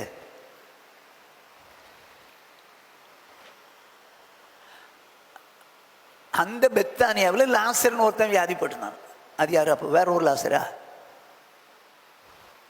அது ஏன் ஆவியானவர் அப்படி எழுதி வச்சாருன்னு தெரியல. இல்லை, அவங்க ரெண்டு பேருடைய சகோதரன் தான் அவன். ஆனால் ஆவியானவர் எழுதி வச்சுக்கிறது என்ன? மரியாளும் அவள் சகோதரியாகிய மார்த்தாளும் இருந்த பெத்தானியா கிராமத்தில் உள்ளவனாகிய லாசர் என்னும் ஒருவன். ஐயோ, இது ஏன் இப்படி எழுதப்பட்டிருக்குன்னு எனக்கு நானும் கொஞ்சம் யோசித்து பார்க்குறேன். இன்னும் எனக்கு விடை கிடைக்கவில்லை. ஏன்னா சகோதரனாகிய லாசர் வியாதிப்பட்டிருக்கான்னு எழுதி போயிருக்கலாமே. அப்படி தானே எழுதியிருக்கணும். எழுதலையே. சரி, எப்படியோ போட்டோம். நமக்கும் தெரியும் வேதத்தின்படி அவங்க ரெண்டு பேருடைய சகோதரன் தான் யாரு? லாசர் அப்படின்னு தெரியும். இப்ப மறுபடியும் அந்த லாசரை எப்படி சொல்றார் பாருங்க. கர்த்தருக்கு பரிமளதல பூசி தன் தலைமையினால் அவருடைய பாதங்களை துடைத்தவள் இந்த மரியாளே. இந்த மரியாளே எந்த மரியாள்? அந்த மரியாள் எந்த மரியாள்? மார்த்தாவுடைய சகோதரி. சரிதானா? இப்ப அடுத்த சென்டென்ஸ் என்ன சொல்லுது பாருங்க. அவனுடைய சகோதரனாகிய லாசரு வியாதியா இருந்தான். இது என்னப்பா அது? இப்ப அவளுடைய சகோதரன் போடுறது. அவளுடைய சகோதரனாகிய லாசரு வியாதியா இருந்தான். அப்ப முதல் வசனத்திலே அப்படி போட்டிருக்கலாமே. ஐயோ, நம்ம கர்த்தருடைய ஆவியானவர் எழுதி வச்சது நம்ம மாற்ற முடியாது. ஏன் எழுதினாருன்னு அவருக்கு தான் தெரியும். ஸோ வியாதியா இருந்தான். அப்ப யாரு லாசர்? மரியாளுக்கும் மார்த்தாளுக்கும் சௌரம் தான் அந்த லாசர். அவன் வியாதியா இருந்தான். ஓகே. அப்பொழுது அவனுடைய சகோதரிகள், ஆண்டவரே, நீ சிநேகிக்கிறவன் வியாதியா இருக்கிறான் என்று சொல்ல அவரிடத்திற்கு ஆள் அனுப்பினார்கள். இப்ப என்னன்னா, கொஞ்சம் தூரத்துல தான் இயேசு இருக்கிறார், சீஷர்களோடு கூட இருக்கிறார். இப்ப என்னதான் சொல்லி அனுப்புறாங்க? நீர் சிநேகிக்கிறவன் வியாதியா இருக்கிறான், வந்து ஜெபம் பண்ணிட்டு போங்கன்னா சொன்னாங்க. அவரை கண்ட்ரோல் பண்றதுக்கு நமக்கு ரைட்ஸ் இல்லை. மேட்டரை சொல்லிடுவோம். மேட்டர் சொல்லுவோம். வாங்கன்னு கூப்பிட்டாங்களா? கூப்பிடல. வாங்கன்னு கூப்பிடல. நீ சிநேகிக்கிறவனாகிய லாசர் வியாதிப்பட்டிருக்கான்னு சொல்றாங்க. வர்றது வராது அவர் கையில் தான். இப்போ என்ன நடக்குது பாருங்க. சொல்லி அனுப்பி ஆள் அனுப்பினார்கள். இயேசு அதை கேட்ட பொழுது, இந்த வியாதி மரணத்துக்கு ஏதுவா இராமல் தேவனுடைய மகிமை விளங்குவதற்கு ஏதுவா இருக்கிறது. தேவனுடைய குமாரனும் அதனால் மகிமைப்படுவார் என்றார். இயேசு மார்த்தாளிடத்திலும் அவருடைய சகோதரியின் இடத்திலும் லாசருவினிடத்திலும் அன்பாயிருந்தார். அவன் வியாதியா இருக்கிறதாக அவர் கேள்விப்பட்ட பொழுது தாம் இருந்த இடத்திலே பின்னும் 2 நாள் தங்கினார். ஓகே, இப்ப கவனிச்சுங்க. லாசர் இடத்துல, மரியாள் இடத்துல, மார்த்தாள் இடத்துல இயேசு அன்பாயிருந்தார். ஓகே, இப்ப வியாதிப்பட்டிருக்கிறான். மரணத்துக்கு ஏதுவான வியாதிப்பட்டிருக்கான். சிங்கிங் அப்படிங்கிற ஸ்டேஜ் இருக்கு. சொல்லி அனுப்புனா இன்னும் 2 நாள் தங்கிட்டார். இயேசு வரும்போது 12 பேரோடு கூட இந்த ஊருக்கு வரும்போது எத்தனை தடவை வந்தாலும் அவங்க வீட்டில் தான் சாப்பாடு. மார்த்தாள் மரியாள் வீட்டில் தான் சாப்பாடு. இயேசு மேல பிரியமா இருந்தாங்க. இயேசு இவங்க மேல பிரியமா இருந்தார். ஆனா மரணத்துக்கு ஏதுவான வியாதியா இருக்கிறான் யா அப்படின்னு சொல்லி அனுப்பின போதும் அவர் அதை பற்றி கவலையே படலையே. இப்போ வரல வச்சுங்க. பையன் அவங்க சௌரன் செத்துட்டான். என்ன நினைச்சிருப்பாங்க உள்ளத்துல? அது ரெக்கார்ட் ஆகல. நானா அசம்ஷன்ல சொல்றேன். என்ன நினைச்சிருப்பாங்க? சே, வரும்போதெல்லாம் இவருக்கு அவரோட சேர்ந்த 12 பேருக்கு சோறு பொங்கி போட்டு வடிச்சு கொட்டினமே, கடைசியா என் தம்பி சாக போறான்னு சொல்லி தெரிஞ்சு கூட வரலையே, சொல்லி அனுப்பி கூட வரலையே. சான்ஸ் இருக்கா? ஆனால் அவங்க வருத்தப்பட்டதாக எனக்கு இல்லை, சொல்லலை. ஏன்னா ஆண்டவருக்கு தெரியும் எப்போ வரணும் எப்போ வரக்கூடாதுன்னு தெரியும். இப்போ அப்படின்னு அவங்க நினைக்கிற அளவுக்கு அவங்க இருந்திருக்கலாம். இப்போ நான் சொல்கிறேங்க, உங்கள் வீட்டுக்கு நான் வர்றேன், அடிக்கடி வர்றேன்னு சாப்பாடு போடுறீங்க. திடீர்னு உங்கள் வீட்டில் ஒருத்தங்க உடம்பு சரியில்லை, எனக்கு ஃபோன் அடிக்கிறீங்க, நான் வரலன்னா என்ன சொல்லுவீங்க? இதெல்லாம் மனுஷனாக்கு திங்க தெரியுது, வந்து திங்க தெரியுது.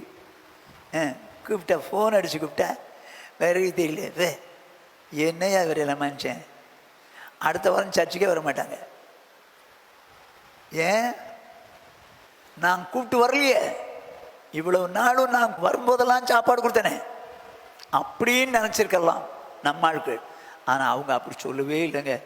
இந்த சிச்சுவேஷனை தான் நான் சொல்கிறேன். இந்த சூழ்நிலைக்கு மத்தியில் இயேசு என்ன செய்கிறார் பாருங்க. 2 நாள் வரலங்க, 2 நாள் வரல. ஆனால் ரொம்ப நேசிக்கிறாரு.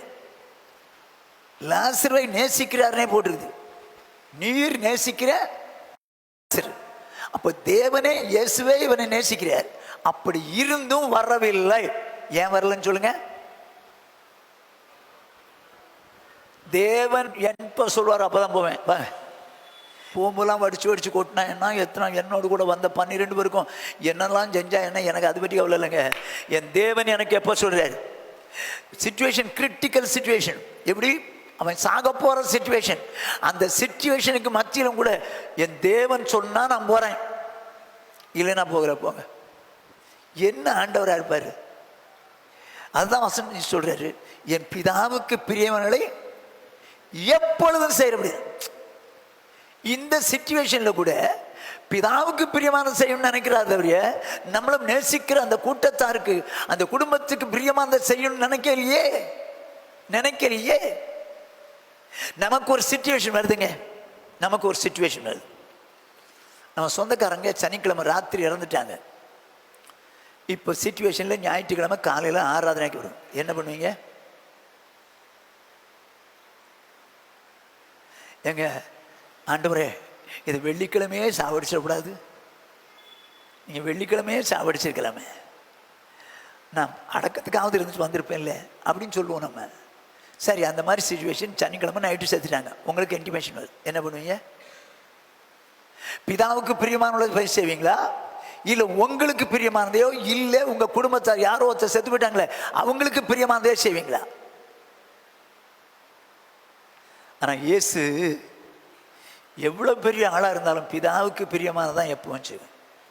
சிச்சுவேஷன் எவ்வளவு கிரிட்டிக்கலா இருந்தாலும் அந்த சூழ்நிலையும் பிதாவுக்கு பிரியமானதான் செய்வேன். யோசிச்சு பாருங்க, சாக போற ஸ்டேஜ், மரணத்துக்கு ஏதுவான வியாதிப்பட்டிருக்கிறான் அப்படின்னு சொல்றாங்க. அப்படின்னா அவரை ஆர்டர் பண்ண முடியாது சொல்றாங்க. அவர் வந்திருக்கலாம், வரலையே. ஏன்னா பிதாவுக்கு பிரியமான நேரத்தில் தான் செய்வேன்.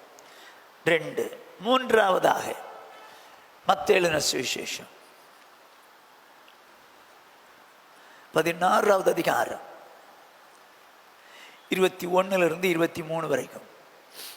அது முதல் இயேசு தாம் எருசலேமுக்கு போய் மூப்பராலும் பிரதான ஆசாரியராலும் வேத பாரகராலும் பல பாடுகள் பட்டு கொலையுண்டு 3ஆம் நாளில் எழுந்திருக்க வேண்டும் என்பதை தம்முடைய சீஷர்களுக்கு சொல்ல தொடங்கினார். இப்போ இயேசு கிறிஸ்து தம்முடைய சீஷர்களுக்கு சொல்ல தொடங்கினார். என்ன சொன்னார்?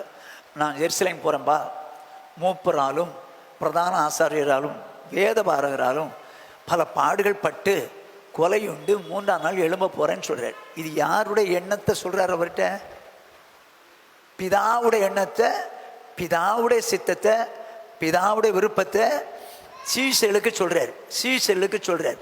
இந்த சூழ்நிலையில அப்பொழுது பேதுரு அவரை தனியே அழைத்து கொண்டு போய், ஆண்டவரே, இது உமக்கு நேரிடக்கூடாதே, இது உமக்கு சம்பவிப்பது இல்லை என்று அவரை கடிந்து கொள்ள தொடங்கினான். இப்போ இயேசுவை தனியா கூட்டிட்டு போயிட்டு அவரை கடிந்து கொள்றான். இது உமக்கு நேரிடக்கூடாது, இது உமக்கு சம்பவிப்பதில்லை அப்படின்னு கடிந்து கொள்றான். நல்ல எண்ணத்தினால் தானே இவருக்கு இது மாதிரிலாம் நடக்கக்கூடாதுன்னு நினைக்கிறான். நல்ல எண்ணம் தானே. இவர் அடிக்கப்படக்கூடாது, கொலையுண்ணப்படக்கூடாது, மறிக்கக்கூடாது, நல்ல எண்ணத்தில் தான் சொல்றான்.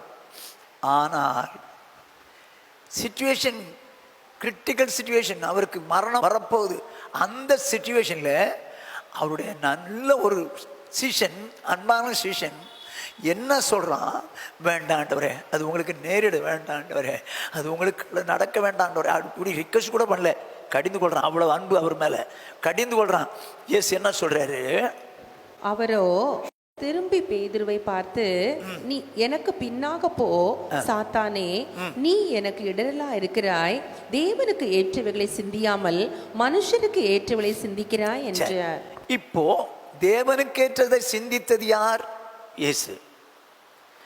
ஆகையினால அந்த சிந்தனை வெளிப்படுத்துகிறார்.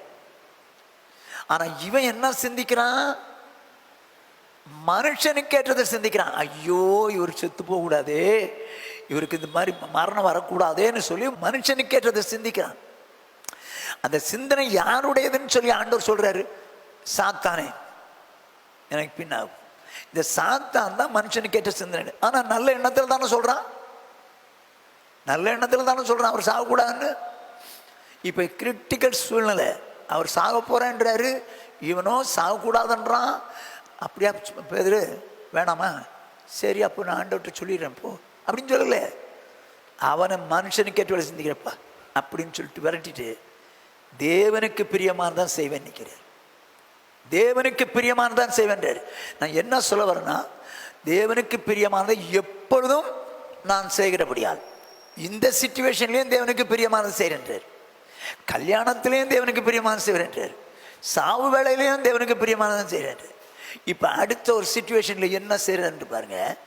வாசிங்க லூக்கா எழுதின சுவிசேஷம் 22வது அதிகாரம் 39 44 வரைக்கும். பின்பு அவர் புறப்பட்டு வழக்கத்தின்படியே ஒலிவ மலைக்கு போனார். சரி, அவருடைய சீஷரும் அவருடைய கூட போனார்கள். வழக்கமா போறது போலுது ஒலிவ மலைக்கு, அதனால போனாரு. அவருடைய சீஷரும் அவரோட கூட போறாங்க. அவ்விடத்தில் சேர்ந்த பொழுது அவர் அவர்களை நோக்கி, நீங்கள் சோதனைக்கு உட்படாதபடிக்கு ஜெபம் பண்ணுங்கள் என்று சொல்லி அவர்களை விட்டு கல்லறி தூரம் அப்புறம் போய் முழங்கால் படியிட்டு, பிதாவே உமக்கு சித்தமானால் இந்த பாத்திரம் என்னை விட்டு நீங்கும்படி செய்யும், ஆயினும் என்னுடைய சித்தத்தின்படி அல்ல உம்முடைய சித்தத்தின்படியே ஆக கடவது என்று ஜெபம் பண்ணினார். இந்த சிச்சுவேஷன்ல இப்படி பிரச்சனையில இருந்து நம்ம விடுதலை ஆகணும்னு அவருக்கு ஆசை இருக்குதா இல்லையா? இருக்குது. ஆனாலும் அவர் என்ன சொல்லி ஜெபம் பண்றாரு? பிதாவே பாத்திரம் என்னை விட்டு நீங்க கூடுமானால் நீங்க முடிச்சு, என்னுடைய விருப்பத்தின்படி விட்டுறாதீங்க, உங்க விருப்பத்தின்படி செஞ்சிருங்கன்றாரு அப்படின்னு சொல்றாரு. இப்ப கவனிங்க, எந்த மாதிரி சிச்சுவேஷன்ல மறுபடியும் ஜெபம் பண்றாரு பாருங்க, வாசிங்க. அப்பொழுது வானத்திலிருந்து ஒரு தூதன் தோன்றி அவரை பலப்படுத்தினான். அவர் மிகவும் வியாகுலப்பட்டு அதிக ஊக்கத்தோட ஜெபம் பண்ணினார். ஏங்க, வியாகுலப்பட்டு அதிக ஊக்கத்தோடு ஜெபம் பண்றாரு. அவருடைய வேர்வை இரத்தத்தின் பெருந்துளிகளாய் தரையில் விழுந்தது. எப்போ ரத்தம் வரும் தெரியுங்களா? இவர்கிட்ட இருந்த தண்ணியெல்லாம் போயிடுச்சு, வேர்வெல்லாம் போயிடுச்சுது. வேர்வை போய் இப்போ ரத்தமாக போகுது. வேர்வை பெருந்துளிகள், இரத்தத்தின் பெருந்துளிகளாக கீழே விழுது. என்ன மாதிரி இருக்கும் யோசித்து பாருங்க. பலவீனப்பட்டார். அப்படி பலவீனப்பட்ட நேரத்தில் தூதன் வந்து அவர் என்ன பண்றான்? பலப்படுத்துறான். இந்த சிச்சுவேஷன்ல தான் சொல்றாரு, என்னுடைய விருப்பத்தின்படி விட்டாதீங்க ஆண்டவரே, எனக்கு இப்படிப்பட்ட ஒரு பலவீனம் இருக்குது, ஆனாலும் இதுல இருந்து விடுதலை ஆகணும்னு ஆசைப்படுறேன், ஆனா கூட என் விருப்பப்படி விட்டுறாதீங்க, உங்க விருப்பப்படி நடக்கட்டும். என்ன மாதிரி சிச்சுவேஷன்ல சொல்றாரு? நமக்கு இப்படி ஒரு சூழ்நிலைன்னா, வேணாண்டவரே இந்த சூழ்நிலையிலிருந்து என்னை விடுதலையாக காப்பாத்துங்கப்பா சொல்லியிருப்போங்க. இல்லைங்க, தன்னுடைய ஜீவனுக்கே உல வைக்கிற மாதிரி ஒரு சூழ்நிலை, சரீரத்தில் ஒரு வேர்வெல்லாம் ரத்தமாக போச்சுன்னா என்ன ஆகும்? கதை முடிஞ்சு போச்சுன்னு அர்த்தம். அந்த சிச்சுவேஷன்லேயும் கூட என்ன சொல்றார்? பிதாவே இந்த பாத்திரம் என்னை விட்டு நீங்க கூடுமானால் நீங்க இப்படி செய்யுங்க, ஆகிலும் என் இஷ்டத்துக்கு விட்டுறாதீங்கப்பா, உங்க விருப்பத்தையே நடத்துங்க ஆண்டவரே, உங்க விருப்பத்தையே நடத்துங்க. அதனால இயேசு சொன்னாரு, என் பிதாவுக்கு பிரியமானவளை எப்பொழுதும் செய்கிறபடினால் எந்த சிச்சுவேஷனையும் பிதாவுக்கு பிரியமானதான் செய்வார். நம்ம எப்படிங்க நமக்கு ஒரு சிச்சுவேஷன் தேவனுக்கு பிரியமானதை செய்வோமா இல்லை நமக்கு பிரியமானதை செய்வோமா? நமக்கு பிரியமானதை செய்தால் தேவனுடைய அன்பு நம்ம மேல பூர்ணமாகாது. சிச்சுவேஷன் மாறா இருக்கும் இல்லைன்னு சொல்ல, அந்த சிச்சுவேஷன்ல நம்ம எப்படி இருக்கோம்னு பார்ப்பார்ல, அந்த சிச்சுவேஷனில் நம்ம வசனத்தின்படி வாழ்ந்தால் தேவனுடைய அன்பு நம்ம மேலே பூர்ணமாக இருக்கும்.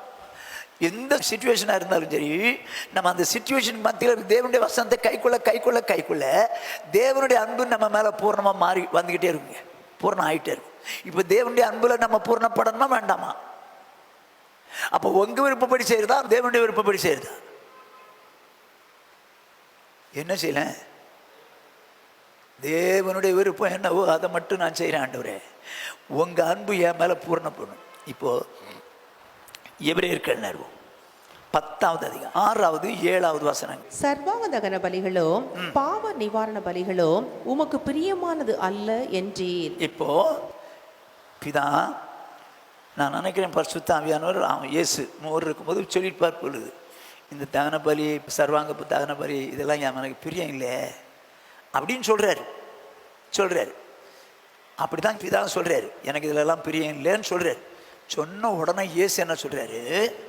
அப்பொழுது நான், தேவனே உம்முடைய சித்தத்தின்படி செய்ய இதோ வருகிறேன், புஸ்தக சுருளில் என்னை குறித்து எழுதியிருக்கிறது என்று சொன்னேன் என்றார். போதுங்க. எப்படி? எனக்கு இது பிரியம் இல்லைன்னு தான் சொன்னார். இவர் அவர் மேல அன்பு இருந்துச்சுன்னா என்ன சொல்லி என்ன வந்துருக்கணும்? அப்படியா, உங்களுக்கு பிரியம் இல்லையா, சரி விடுங்க அப்படின்னு போயிருக்கலாம். ஆனால் உடனே என்ன சொல்றாரு? உம்முடைய சித்தப்படி செய்ய வருகிறேன், புஸ்தக சுருளில் என்னை குறித்து எழுதியிருக்கிறது. இப்ப தேவனுக்கு பிரியம் இல்லைன்னு ஒண்ணு கர்த்தர் ஒரு வார்த்தை சொன்னார்னா உடனே செய்வீங்களா? இது எனக்கு பிரியம் இல்லை அப்படின்னு சொன்னா செய்வீங்களா? ஜெபமணி செய்கிறேன்னு அவர் சொல்லவே இல்லைங்களே, பிரியம் இல்லைன்னு தான் சொன்னார் பிதா.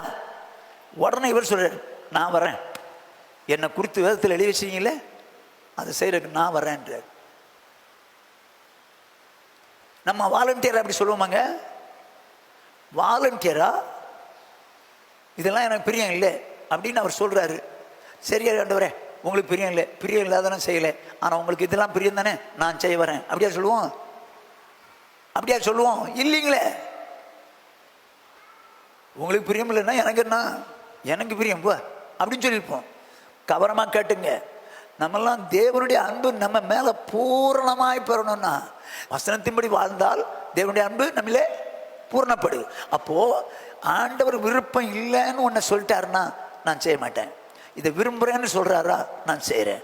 அப்படி செய்ய செய்ய செய்ய செய்ய வசந்தபடி செய்ய செய்ய தேவனுடைய அன்பு நம்ம மேலே பூர்ணமாகுங்க, பூர்ணமாகும். என் தேவன் சொல்கிறாரு, குமாரனை பார்த்து எனக்கு பிரியமே, எனக்கு பிரியமானவர், எனக்கு சித்தமானவர் எல்லாம் செய்வார். இப்போது தானியேலை குறித்து நமக்கு வேதத்தில் இருக்கிறது உங்களுக்கு தெரியும், சொல்கிறேன். தானியேல் புத்தகம் ஒரு உதாரணம், 9வது அதிகாரம் 22வது 23வது வசனங்கள். அவன் எனக்கு தெளிவுண்டாக்கி. யாரு? தூதன். இப்போ இவன் நித்திரை செஞ்சிட்டு இருக்கான்னு என்னமோ தெரியல, தெளிவுண்டாக்கி என்னோட பேசி, தானியேலோட பேசி, தானியேலே உனக்கு அறிவை உணர்த்தும்படி இப்போது புறப்பட்டு வந்தேன், உனக்கு அறிவை உணர்த்தும்படி புறப்பட்டு வந்தேன்னு சொல்லி தூதன் தானியேல்கிட்ட சொல்றான். என்ன வார்த்தை சொல்லி சொல்றான் பாருங்க. நீ மிகவும் பிரியமானவன், நீ மிகவும் பிரியமானவன். இருங்க இருங்க இருங்க. இப்போ தூதனுக்கு பிரியமானவனா தேவனுக்கு பிரியமானவனா? இப்ப சொன்னது யாரு? தூதன். இப்ப தூதன் தன் இஷ்டத்துக்கு சொல்ல முடியுமா? தேவன் சொன்னதை சொல்லுவானா?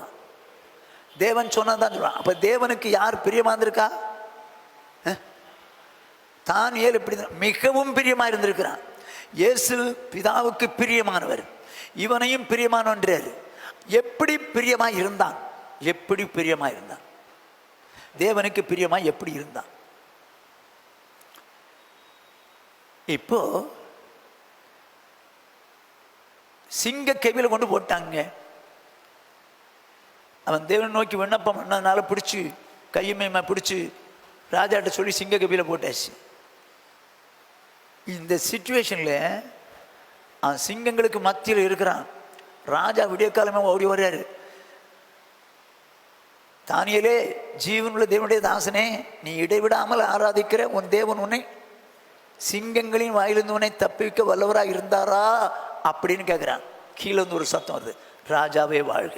வாசிங்க தானியேல் 6:22. சிங்கங்கள் என்னை சேதப்படுத்தாதபடிக்கு தேவன் தம்முடைய தூதனை அனுப்பி அவைகளின் வாயை கட்டி போட்டார். சரி, இது நடந்த சம்பவத்தை சொல்றாரு. சிங்கங்களின் வாயை கட்டி போட்டார் தூதனை அனுப்பி. அது ஏன் என்றால், அது ஏன் தெரியுமா ராஜாவே? அது உங்களுக்கு தெரியுமா? அது ஏன் தெரியுமா? அவருக்கு முன்பாக நான் குற்றமற்றவனாய் காணப்பட்டேன், ராஜாவாகிய உமக்கு முன்பாகவும் நான் நீதிகேடு செய்ததில்லை என்றான். அவருக்கு முன்பாக நான் குற்றம் அற்றவனாய் காணப்பட்டேன். எப்படி குற்றமற்றவன்? குற்றமற்றவனாய் அவருக்கு முன்பாக காணப்பட்டேன்னு ஷுவரா சொல்றார். 100% ஷுவரா சொல்றார். எப்படி குற்றமற்றவராய் இருந்திருப்பார் பிதாவுக்கு முன்னால? பிதாவுக்கு முன்னால நம்ம மனசாட்சிக்கு நமக்கு ரைட்டு மாதிரி தெரியும், இல்லை அடுத்தவங்களுக்கு முன்னால் குற்றம் இல்லாத மாதிரி நம்ம நடிக்க முடியும். ஆனால் அவன் சொல்றான், நான் தேவனுக்கு முன்பாக குற்றமற்றவனாக இருந்தேன். எப்படி குற்றமற்றவனா ஒருத்தன் வாழ முடியும்? தேவனுக்கு முன்பாக குற்றமற்றவனா எப்படிங்க வாழ முடியும்? பிலிப்பியர் 2வது அதிகாரம் 15வது 16வது வசனங்கள். கோணலும் மாறுபாடுமான சந்ததியின் நடுவிலே, அப்படின்னா இந்த உலகத்தாருக்கு மத்தியிலே குற்றமற்றவர்களும் கபடற்றவர்களும் தேவனுடைய மாசற்ற பிள்ளைகளுமா இருக்கும்படிக்கு. ஒரு நிமிஷம். இந்த ஜனங்களுக்கு மத்தியிலே குற்றமற்றவள். அவன் என்ன சொல்றான்? நான் தேவனுக்கு முன்பாய் குற்றமற்றவன். தேவனுக்கு முன்பாய் குற்றமற்ற. இப்ப குற்றமற்றவங்களா இருக்கணும்னா, மாசற்ற பிள்ளைகளா இருக்கணும்னா, எல்லாவற்றையும் முறுமுறுப்பில்லாமலும் தர்க்கிப்பில்லாமலும் செய்யுங்கள். ஓகே. இப்போ தேவனுக்கு முன்பாய் குற்றமற்றவனாய் இருக்கணும்னா அவன் எப்படி செய்தால் குற்றமற்றவனாய் இருப்பானா? எல்லாவற்றையும் முறுமுறுக்காம தர்க்கம் பண்ணாம சொன்னதை அப்படியே செஞ்சுட்டான். இவன் அல்லவா தேவனுடைய மனுஷன். அதனால தான் சொன்னார், மிகவும் பிரியமாக எனக்கு அன்பானவன்பா, எனக்கு மிகவும் பிரியம். தர்க்கம் பண்ணல, முறுமுறுக்கல. ஆண்டவர் ஒன்ன சொன்னா இம்மிடியேட்டா கீழ்படுவேன்.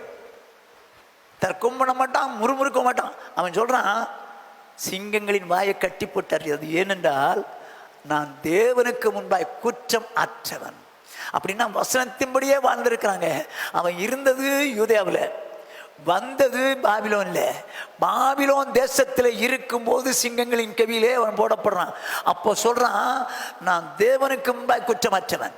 அப்படின்னா இந்த பாபிலோன் தேசத்திலும் கூட நான் வேதம் என்ன சொல்தோ அப்படித்தான் வாழ்ந்தேனே தவிர நான் சுயமாய் விருப்பப்படி வாழலை, இல்லை இந்த அரசாங்கம் சொல்றபடி வாழலன்னு சொல்லி தன்னுடைய வாழ்க்கை செம்மையாய் வேதத்தின் படியே வாழ்ந்திருக்கிறான். நீங்களும் நான் எப்படி? தேவனுடைய அன்பு நம்ம மேல பூர்ணமா இருக்கணுமா, இல்லை நம்ம அன்பு தேவன் மேல பூர்ணமா இருக்கணுமா? தேவனுடைய அன்பு பூர்ணமா வழங்கணுமா?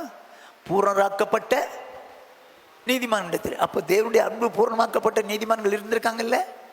அப்போ நீங்களும் நானும் தேவனுடைய அன்பிலே பூர்ணப்பட வேணுமா வேண்டாமா?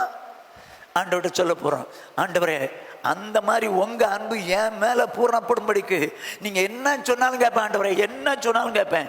இப்போ வாசிங்க, ஏசு சீக்கிரம் வரப்போகிறார். வருகையில் என்ன சொல்லுவாராம்?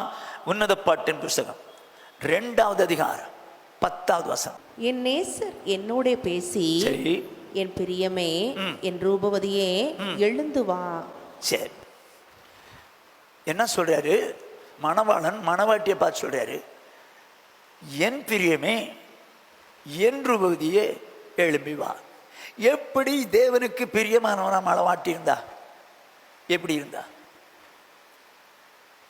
7ஆம் அதிகாரம் 6ஆம் வசனம் படிங்க. மனமகிழ்ச்சியை உண்டாக்கும் என் பிரியமே, நீ எவ்வளவு ரூபவதி, நீ எவ்வளவு இன்பம் உள்ளவள். அப்படின்னா மணவாளன் மணவாட்டினாலே மனமகிழ்ச்சி அடைந்திருக்கிறார், சந்தோஷம் அடைந்திருக்கிறார். எப்படி? தேவனுடைய வார்த்தையின்படியே செய்யக்கூடியவளா இருந்திருக்கிறாள். அவளால எனக்கு மகிழ்ச்சி, மனசு மகிழ்ச்சி. இப்ப அவளை பார்த்து தான் சொல்றாரு, என் பிரியமே, நீ பூர்ண ரூபவதி, எழும்பி வா. இயேசு வரப்போகிறார். நீங்களும் நானும் பூர்ணராக்கப்பட்ட ரூபவதியாய் மாத்திரமல்ல, அவருக்கு பிரியம் என்று சொல்லக்கூடிய அளவுக்கு இருக்கணும். தேவன் அன்பு நம்ம மேலே இருக்கணும். தேவன் அன்பு நம்ம மேலே இருக்கணும். இப்போ உங்களை நீங்கள் கேட்டால் என்ன சொல்லுவோம்? நீங்கள் தேவனை நேசிக்கிறீங்களான்னு கேட்டால் என்ன சொல்லுவோம்? ஆமாம் தான் சொல்லுவோம். ஆனால் தேவன் உங்கள் மேலே அன்பாக இருக்கிறாரா? அந்த அன்பு பூர்ணமாக இருக்குமா? அவர் சொல்கிறார், என் பிரியமே நீ பூரணப்பட்டவள், பூர்ண ரூபவதி, எழும்பி வா. அப்படிப்பட்டவங்க தான் எழும்பி போகிறாங்க. என்ன செய்யலாம்? ஆண்டவரே, உங்கள் அன்பு என் மேலே இருக்கும்படிக்கு உங்கள் வசனத்துக்கு நடுங்கிறவளாக இருக்க என்னை அர்ப்பணிக்கிறேன் ஆண்டவரே. ஆண்டவர் சொல்லாமா? இயேசுவை குறித்து வேதம் என்ன சொல்லுது? பிதாவுக்கு பிரியமானதை எப்போதும் செய்தார், எப்பவும் செய்வார். முதல்ல வசனம் வாசித்தோம் 1 யோவானில். எப்படி வசனத்தின் எப்படி செய்கிற இடத்தில் தேவனுடைய அன்பு மெய்யாய் பூரணப்பட்டிருக்கிறது. அப்போ நம்ம வசனத்தின்படி செய்ய செய்ய செய்ய தேவனுடைய அன்பு நம்மளே பூரணமாகிட்டே இருக்கும். நம்ம தேவனுடைய அன்பிலே, தேவன் நமக்கு மேலே செலுத்த அன்பிலே நாம் பூர்ணம் அடைவதற்கு தேவனிடத்தில் கேட்கலாமா? ஏன்னா பூர்ணராக்கப்பட்ட நீதிமான்களத்தில் வந்து சேர்ந்தீர்கள். அப்போ அந்த நீதிமான்கள் பூர்ணம் ஆக்கப்பட்டிருக்காங்க. எந்த விஷயத்திலையும் தேவனுடைய அன்பு இவங்க மேலே பூர்ணர் ஆகும் வரைக்கும் அவங்களும் வாழ்ந்திருக்காங்க. ஏங்க, அவங்களால வாழ முடியும்னா நம்மளால வாழ முடியுமா? முடியாதா? சொல்றீங்களா? சொல்லலையா? ஓ, கும்பெடுத்தா தான் சொல்லுவீங்களோ வாழ்றோன்னு? மனசார சொல்லணுங்க. என்ன சூழலம் வந்தாலும் சரி, என் தேவனுக்காக வாழ்வேன். எத்தனை சிச்சுவேஷன், மாறுபட்ட சிச்சுவேஷனாக இருந்தாலும் சரி, என் தேவனை பிரியப்படுத்துறதுக்கு, என் தேவன் என் மேலே பிரியமாக இருக்கும்படிக்கு நான் அவருடைய வசனத்தின்படி தான் வாழ்வேன். என்னை ஒப்பு கொடுக்குற ஆண்டவரே. எல்லாரும் கண்களை மூடி ஆண்டவர்கிட்ட கேட்கலாமா? தானியேல் சொல்கிறான், என் தேவனுக்கு பிரியமாக நான் வாழ விரும்புகிறேன். மிகவும் பிரியமானவன்கிற சாட்சி பெற்றான். எப்படி தேவனுக்கு முன்பாய் குற்றமற்றவன், எப்படி குற்றமற்றவனாய் வாழ முடியும்? அவன் வேத வசனத்தை தர்க்க மணல முறுமுறுக்க அப்படி தன்னுடைய வாழ்க்கை வாழ்ந்துட்டான். அருமையானவர்களே, இயேசு தேவனுக்கு பிரியமானது எப்பொழுதும் செய்கிறவராக இருந்தார். எல்லா சிச்சுவேஷன்லையும் தேவனுக்கு பிரியமானதை செய்கிறவராக இருந்தார். அது கல்யாண வீட்டில் அவங்க அம்மா சொன்னாலும் சரி, இல்லை நண்பன் வந்து வியாதிப்பட்டு மரண தருவாயில் இருக்கும்போதாக இருக்கட்டும் சரி, இல்லை தனக்கு இப்படி ஒரு கஷ்டம் வரப்போகுதுன்னு சொன்னபோது நம்ம ஒரு நல்ல சீசன் வந்து வேணாண்டவரேன்னு சொன்னாலும் அந்த சூழ்நிலையும் சரி, இல்லை வேர்வை ரத்தமாக போகிற வேலையிலும் ஐயோ என் முடியலப்பா, ஆனாலும் உங்கள் விருப்பம் தான் நடக்கணும்னு சொல்லி அந்த சிச்சுவேஷன்ல தேவனுக்கு பிரியமானதையே செய்ய விரும்புகிறாரு. என் ஆண்டவரே, என்னை ஒப்பு கொடுக்குறேன் ஆண்டவரே, என்னை ஒப்பு கொடுக்குறேன். ஆண்டவர் சொன்னார் அல்லவா, பிதாவே, இந்த சர்வாங்க தகன பலியும் பாவ நிவாரண பலியும் நீங்கள் விரும்பலை, ஆகையினால உங்க விருப்பப்படி செய்ய என்ன ஒப்பு கொடுக்கிறேன்.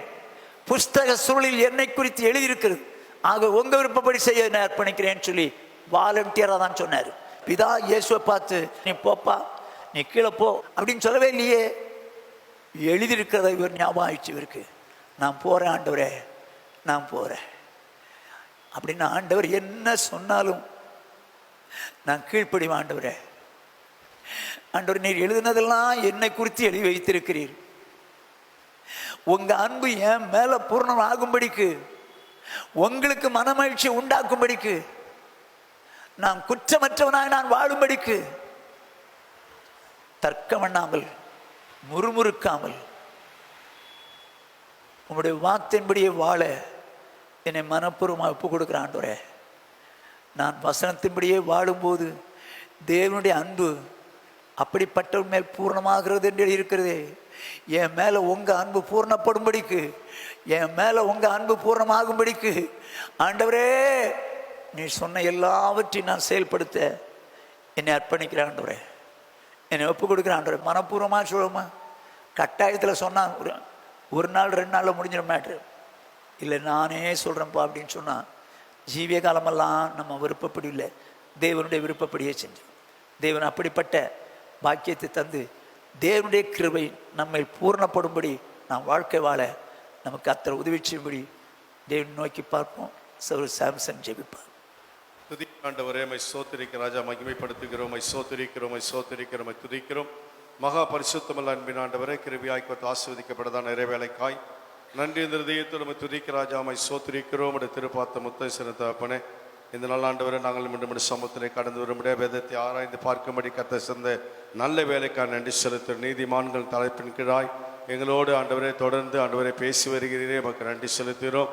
இந்த நாள் ஆண்டவரே நம்முடைய கருமரத்தை எங்களுடைய பேசி நம்முடைய வேத வார்த்தைகளுக்காய் ஆண்டவரை மறைபொருளை வெளிப்படுத்தி காண்பத்தை எல்லா கிருபைகளுக்காக நன்றி செலுத்துகிறோம். பூரணமாக்கப்பட்ட நீதிமான்கள் ஆவியத்தில் வந்து சேர்ந்து சொல்லப்பட்டிருக்கிறபடி எப்படியெல்லாம் நாங்கள் பூரணம் அடைய வேண்டும் என்று சொல்லி பூரணத்தை குறித்த அநேக காரியங்களை எங்களோடு பேசி வருகிற நன்றி செலுத்துகிறோம்.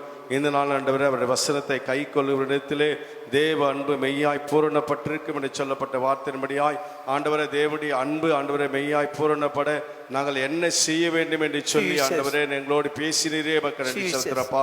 ஆண்டவராகிய இயேசு கிறிஸ்து பூமியில் இருந்த வாழ்ந்த நாட்களிலே அவர் எப்படியெல்லாம் ஆண்டவரே சோத்திரப்பா அவருடைய வசனத்துக்கு கீழ்ப்படிந்தார், ஆண்டவர் வசனத்தை கை கொண்டார், வசனப்படி வாழ்ந்தார் என்று சொல்லி எங்களோடு பேசினீரே மக்கள் நன்றி செலுத்துகிறப்பா.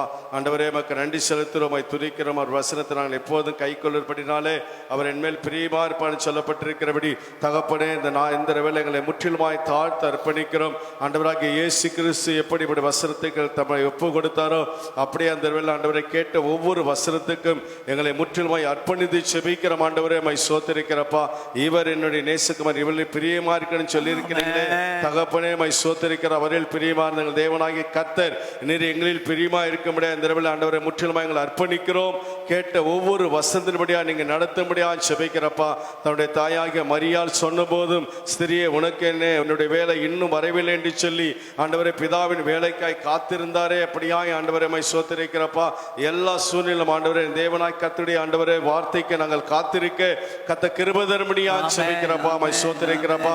ஆண்டவரை மரியாதை மார்த்தாலையும் லாசரையும் நீங்கள் நேசித்த போதிலும் தகப்பனை இன்னும் ஆண்டவரை தேவ சித்த நிறைவேறும்படியாய் ஆண்டவரை நீர் பின்னும் அந்த ஊரில் தங்கியிருந்து பார்த்தோமே, தேவ சித்த நிறைவேறும்படி நீ கடந்து வந்து நாங்கள் பார்க்கிறோமே தகப்பனை அந்த அர்ப்பணிக்கிறோம். ஆண்டவரை முற்றிலுமாய் நீர் எப்படி தேவ சித்தத்திற்கு தேவனுடைய ஆண்டவரே சோத்திரப்பா தீர்மானத்துக்கு ஒப்பு கொடுத்தீரோ ஆண்டவரை அப்படியா இந்த வேளைகளை முற்றிலுமாய் அர்ப்பணிக்கிறோம். ஆண்டவரை முற்றிலுமாய் அர்ப்பணிக்கிறோம். ஆண்டவரை 100க்கு 100 வசனத்துக்கு அர்ப்பணித்து செபிக்கிறோம். ஆண்டவரை தகப்பனே மை சோத்திருக்கிற வசனத்தை எப்போது நான் கை கொள்ளும்படினால் அவர் என்னை தனியே இருக்க விடவில்லை என்று சொன்ன தேவன் அப்படியே ஆண்டவரை நம்முடைய வசனத்தை எல்லா சூழ்நிலையிலும் நாங்கள் கை கொண்டு வாழும்படியா கத்த உதவி செய்ய முடியாது செபிக்கிறப்பா.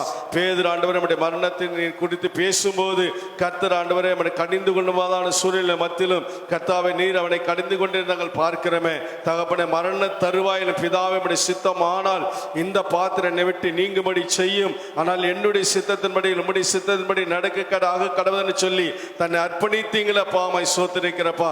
எல்லா சூழ்நிலையிலும் ஆண்டவரே நம்முடைய தேவ சித்தத்தை முற்றிலுமாய் அர்ப்பணித்து ஆண்டவரே பூமியில வாழ்ந்தீர் நாங்கள் பார்க்கிறோமே தகப்பனை இந்த அர்ப்பணிக்கிற ராஜா அர்ப்பணித்து செபிக்கிறோம். ஆண்டவரே ஒரு நாள் எங்கள் சுய சித்தத்தின்படி சுய நாணத்தின்படி அல்ல ஆண்டவரே நம்முடைய சித்தத்துக்கு 100க்கு 100 அர்ப்பணிக்க வசதிபடி வாழ ஆண்டவரே எங்களை அர்ப்பணிக்கிறோம். ஆண்டவரே கர்த்தர் அப்படியா நீங்க நடத்துங்க.